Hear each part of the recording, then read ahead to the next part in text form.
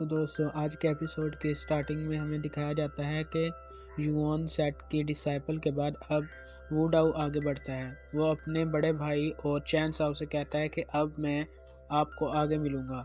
इसके बाद वो काफ़ी आसानी से ब्रिज को एक्टिवेट करने में कामयाब हो जाता है, जिसके बाद वो काफ़ी तेज़ी से आगे बढ़ जाता है। इसके बाद वूमिंग आगे आता है और इसने ब्रिज के 50 स्ट्राइप्स को काफ़ी स्पीड में एक्टिवेट कर दिया था, लेकिन वो इतने में ही रुकता नहीं और वो ब्रिज की एक और लेयर को एक्टिवेट कर देता है, जिसको मिलाकर अब टोटल 94 स्ट्राइप्स हो जाते हैं और आखिर में एक एनर्जी का ब्लास्ट करके वूमिंग टोटल 96 स्ट्राइप्स को एक्टिवेट कर देता है, जिसका मतलब अब ये एक नया रिकॉर्ड बन गया है। तभी कुछ बंदे आपस में बात करने लगते हैं कि आखिर इस डीमन स्वॉर्ड सेरेमनी में इतना पावरफुल पर्सन कहाँ से आ गया। जिसके बाद वूमिंग चैनसाओ से कहता है कि अब मैं आपको आगे मिलूँगा। जिसके बाद क्विंसी चैनसाओ से कहती है कि अब मैं आप आगे जाती हूँ। जिसके बाद वो बड़े आराम से अपनी आइस एट्रीब्यूट की पावर से एक ही झटके में 94 स्ट्राइप्स को एक्टिवेट कर देती है। चैनसाओ कहता है कि मैंने क्विंसी से यही एक्सपेक्ट किया था, लेकिन आखिर बात करें क्विंसी की, वो इससे खुश नहीं थी। वो कहती है कि इतने टाइम से चैनसाओ के साथ कल्टीवेशन करने के बावजूद भी अगर मैं 94 सिल्वर स्ट्राइप्स को एक्टिवेट कर पाती हूँ तो ये काफ़ी बुरी बात है। मुझे अपने आप को साबित करना ही होगा।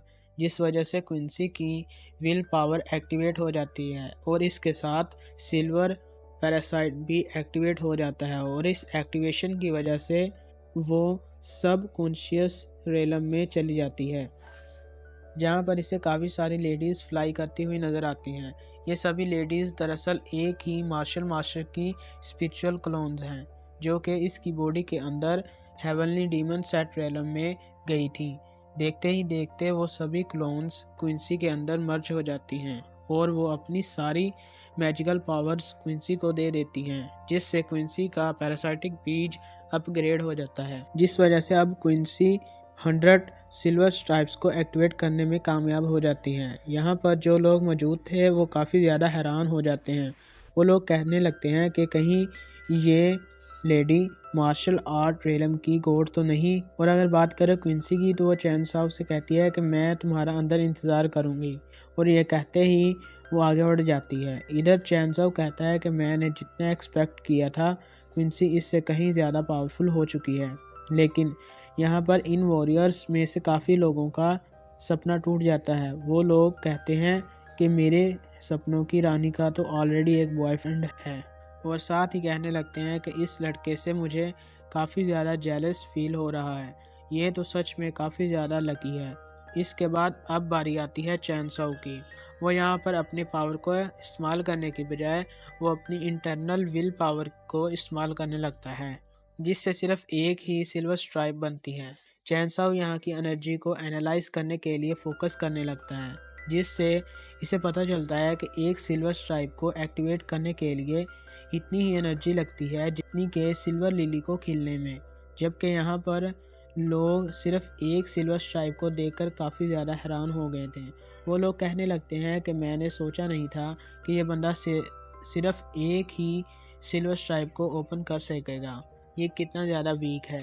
वहीं दूसरी तरफ अब चैनसाओ यहाँ की सिल्वर स्ट्राइप्स की थ्योरी को काफ़ी अच्छे से समझ गया था। वो कहने लगता है कि यहाँ पर तो लोग सिल्वर स्ट्राइप्स की कंसिस्टेंसी को समझने की बजाय डायरेक्ट अपनी मैजिकल पावर को इस्तेमाल करने लग जाते हैं, जिस वजह से इन्हें काफ़ी ज़्यादा एनर्जी इस्तेमाल करना पड़ती है, जबकि वो एक फ्लावर को खिलने जितनी एनर्जी को इस्तेमाल करके एक सिल्वर स्ट्राइप को एक्टिवेट कर सकते हैं।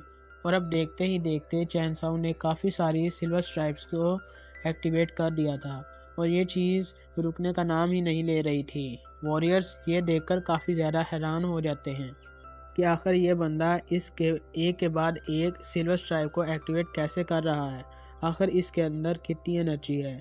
इसके बाद चैनसाओ एक बड़ा एनर्जी का ब्लास्ट करता है, जिस वजह से सिल्वर स्ट्राइप्स बनने की रेशो काफ़ी ज़्यादा तेज़ हो जाती है, जिससे यहाँ इतने ज़्यादा सिल्वर स्ट्राइप्स बन जाते हैं जितने के अभी तक किसी ने नहीं बनाए थे। वॉरियर्स तो ये भी कहने लगते हैं कि कहीं ये कोई ख्वाब तो नहीं, क्या इतने सिल्वर स्ट्राइप्स को एक्टिवेट कर पाना पॉसिबल भी है, किसी को भी यहाँ पर यकीन नहीं आ रहा होता। वहीं दूसरी तरफ डीमन स्वॉर्ड सिटी में भी काफ़ी ज़्यादा हलचल होने लगती है। स्वॉर्ड रेलम के अंदर जाने के लिए जो पोर्टल था, इसमें से काफ़ी ज़्यादा एनर्जी की बीम निकल रही थी। यहाँ तक कि यहाँ पर जो स्वॉर्ड थी वो भी काफ़ी ज़्यादा हिलने लग जाती है। स्वॉर्ड सेट के एम्परर कहने लगते हैं कि आखिर अचानक से ये क्या होने लगा। आज से पहले मैंने कभी भी इस टावर के ऊपर इस स्वॉर्ड को हिलते हुए नहीं देखा। कई हज़ारों सालों के बाद ये आज ऐसा पहली बार हो रहा है। यही ये एपिसोड ख़त्म हो जाता है। उम्मीद है कि आपको ये वीडियो पसंद आई होगी, और अगर आपको वीडियो पसंद आई है तो वीडियो को लाइक और चैनल को सब्सक्राइब ज़रूर से कर देना। Thank you.